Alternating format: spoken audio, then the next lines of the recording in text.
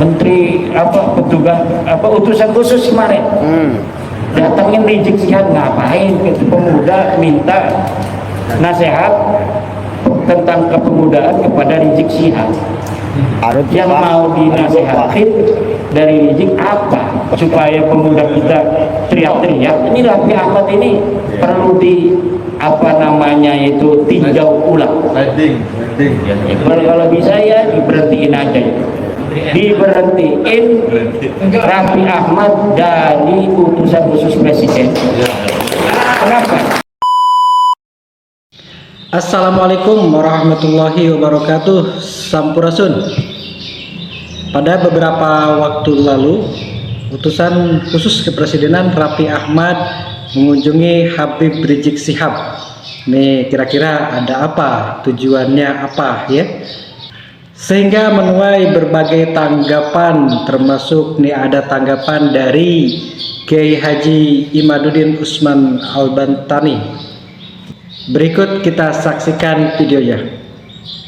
Buah tesis yang telah terbantahkan itu sudah tidak bisa lagi dihusnudoni. Bagaimana kita husnudon aja sih Abah? Katanya bumi ini datar, buktinya kita tidak melayang-melayang, tidak jatuh, ini ada di bumi. Tidak bisa bos. Karena apa? Karena kesimpulan ilmiah bahwa bumi ini bulat sudah zahirun bayyinun la yuraddu, yang tidak bisa ditolak lagi. Sama bumi bulat itu dengan kesimpulan Balawi bukan cucu Nabi, yang tidak mungkin bisa dibantah lagi. Yang masih nerima akan terbantah sendiri oleh dirinya sendiri, hanya nunggu waktu. Nunggu kecewa aja sedikit ditempeleng sama Balawi, dia akan sadar. Atau dia motornya dipinjem nggak dikembaliin lagi, langsung itu saya ikut Kiai Imaduddin. Tinggal gitu aja. Hanya butuh sedikit kecewa untuk Muhyiddin, insya Allah akan sadar. Hanya butuh sedikit kecewa saja. Dalil tidak ada. Innaka la tahdi man ahbabta walakinallaha yahdi man yasha. Nabi Muhammad kurang apa? Beliau adalah orang yang sangat dikasih Allah, Habibullah. Habib asli itu Rasulullah itu. Tapi tidak semua manusia di dunia mengikuti Rasulullah. Apalagi model Imaduddin Usman yang katanya kecilnya aja tahu, katanya sama Imad itu. Iya kecilnya tahu, saya kecil dulu sih. Kalau saya langsung besar nggak bakal ada orang yang tahu saya kecilnya gimana. Orang saya kecil dulu, manusia betul-betul terlihat oleh sekampung saya. Al-kreseku ya'lamuni, al-kreseku ya'rifuni, watangrangu ya'lafuni. Nggak bisa saya itu menutupi diri saya dari orang Kresek, dari orang Tangerang, karena seluruh orang Kresek Tangerang tahu saya. Ini masalahnya, ini kita harus banyak tantangan ini Abah Setu ini. Tapi bisa nggak Kiai dikaitkan dengan ayat tadi, wa mayyat tabi'u apa namanya aktsaruhum illa dhanna inna dhanna la yubni minal haqqi syai'a. Dan itu kan Allah berkata tidak boleh kita itu apa namanya, kebanyakan manusia itu hanya hidup dari don. Sementara don itu kata Allah tidak berpikir la yubni minal haqqi syai'a. Berkata selanjutnya wallahu apa namanya alimun di situ.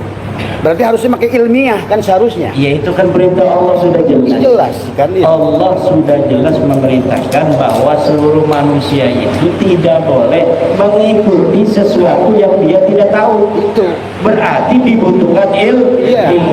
Innallaha alim. Di dalam Quran tadi yang disebutkan apa itu iyattabi'una illa dhanna wa in hum illa yahrusun. Mereka hanya ngira-ngira saja. Itu. Sedangkan kebenaran itu bukanlah ngira-ngira, dia butuh bukti dan butuh dalil. Dalilnya ada atau tidak ada. Kalau dalilnya sama sekali tidak ada, misal memang di abad keempat ketika Ahmad bin Isa itu hidup, sama sekali nggak ada kitab yang ditulis, sama sekali nggak ada Imam Muhammad bin Isa. Abad ke-5 nggak ada yang ngomong Ahmad bin Isa punya anak berapa, abad ke-6, abad ke-7, 8 tidak ada. Baru tuh itu masih 50-50 tuh kalau ada orang ngaku-ngaku di abad ke-9. Tapi ini mah di abad 3-nya ditulis Ahmad bin Isa itu.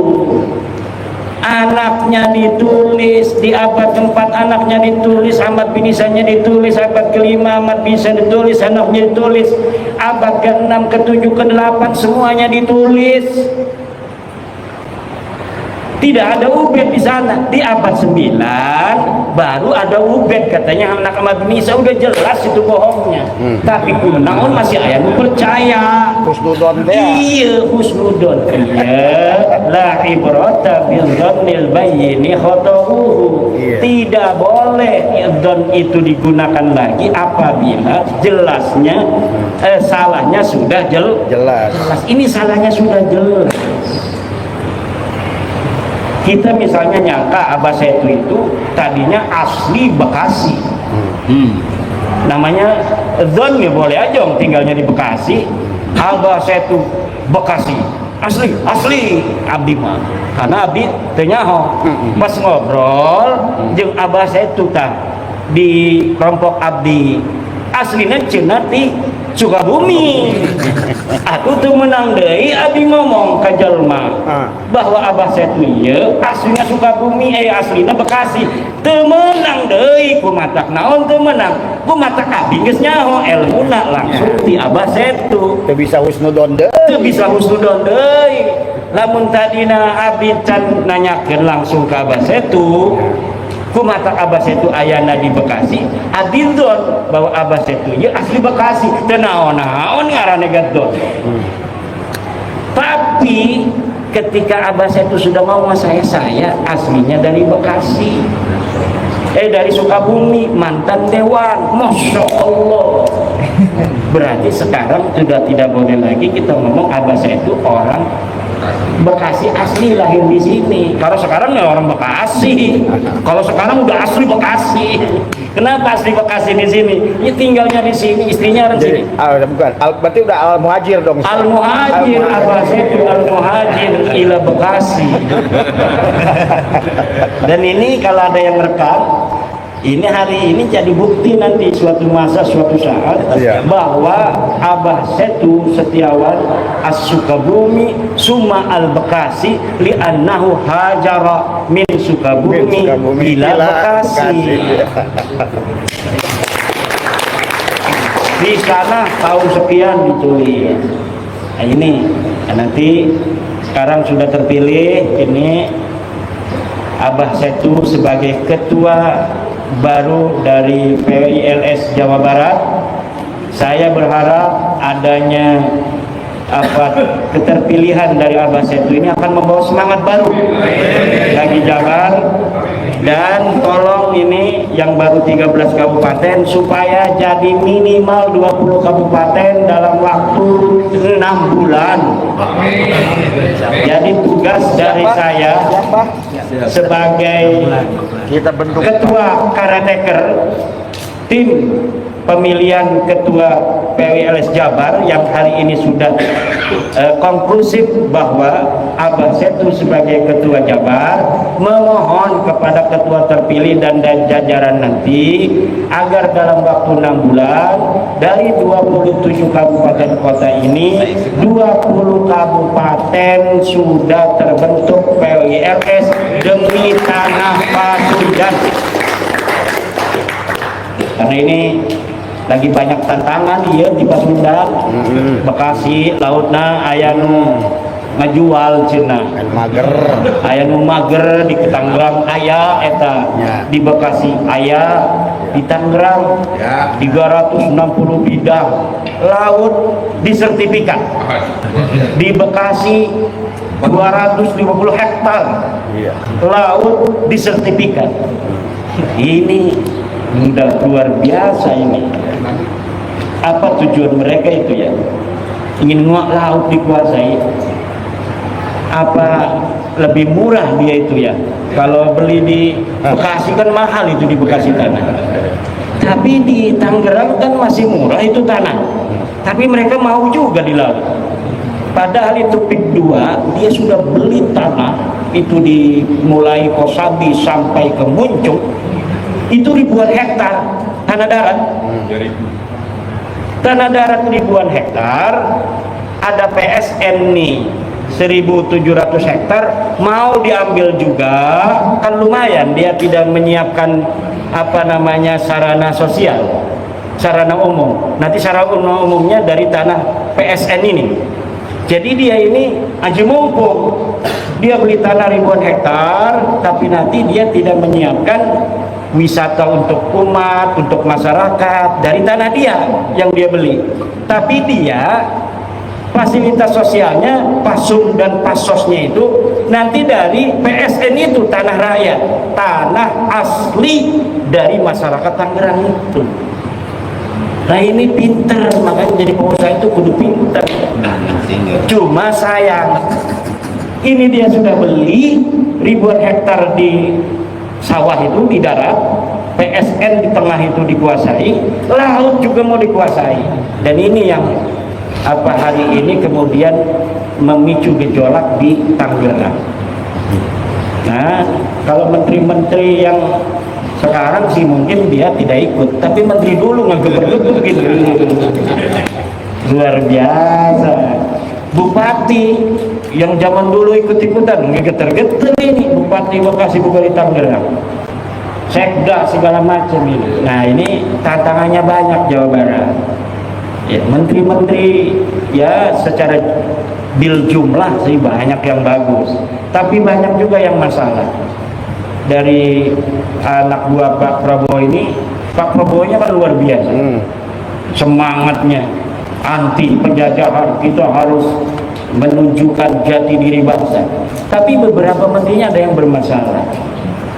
Menteri petugas utusan khusus kemarin datangin Rizik Sihab, ngapain ke pemuda minta nasihat tentang kepemudaan kepada Rizik Sihab. Yang mau dinasihatin dari Rizik apa? Supaya pemuda kita teriak-teriak. Ini Raffi Ahmad ini perlu tinjau ulang. Kalau bisa ya diberhentiin aja itu. Diberhentiin Raffi Ahmad dari utusan khusus presiden. Kenapa? Karena kurang cerdas. Jadi kan ilmu pengetahuan itu penting juga untuk pejabat-pejabat agar presiden kita ini mampu untuk menyelesaikan tugas-tugasnya.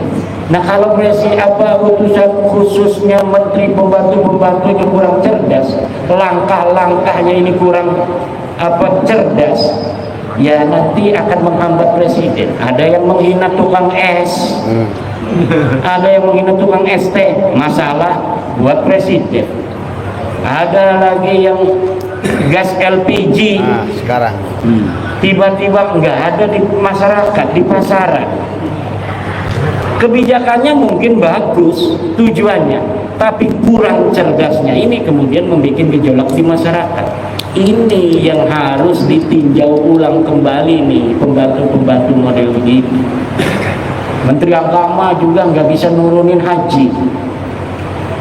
Ongkos naik haji sebelum Pak Yakut itu 35 juta tahun 2020. Masyarakat bayarnya hanya 35 juta. Dolarnya itu 15.000. Ketika Pak Yakut naik jadi 55 juta, 35 juta ya tahun 2020, waktu sebelum Pak Yakut jadi menteri. Ketika Pak Yakut, peninggalan Pak Yakut 55 juta, naik drastis, padahal dolarnya sama. Dulu 15.000, sekarang dolarnya 16.000. Nah sekarang menteri kita agama yang baru juga tidak bisa untuk mengoreksi kebijakan-kebijakan menteri agama yang lalu. Harusnya kalau tahun 2020 bisa 35 juta itu masyarakat membayar haji, harusnya tahun sekarang bisa dikoreksi kebijakan menteri yang dulu karena alasan COVID. Kalau kemarin itu naik, sekarang sudah tidak ada COVID. Kalau misalnya saya jadi presiden, saya akan perintahkan menteri agama dulu waktu sebelum COVID bayarnya masyarakat 35 juta itu pergi haji. Sekarang Anda jadi Menteri Agama harus jadikan ongkos naik haji 35 juta kembali, kalau tidak ente mundur. Karena Menteri Agama itu standar bahwa dia mampu untuk menjadi Menteri Agama atau tidak, itu yang paling terlihat adalah dari ongkos naik haji.